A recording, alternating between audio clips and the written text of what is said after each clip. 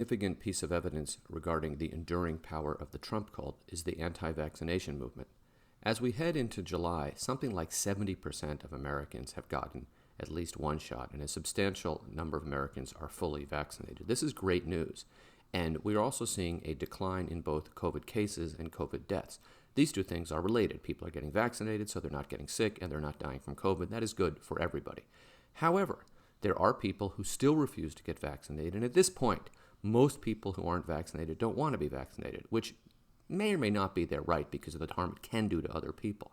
But they've decided they don't want to get vaccinated. The cases we're seeing of COVID are in places and among people who aren't vaccinated. That's pretty straightforward medical logic, and the data is bearing that out. What that means is that people, despite evidence that is right in front of their face that the vaccinations work, are still refusing because they are loyal to a Trump cult, a Trump death cult, led by somebody who, by the way, was among the first to get vaccinated. So, this is how strong the Trump cult remains, and the people in it are dying. They are willing to die to stand by an absurd, unscientific position. The truth is, vaccinations work, and if you don't want to get COVID, and if you don't want to die of COVID, you already probably are vaccinated, and if not, you should get vaccinated. And if you don't believe that, you're part of a death cult.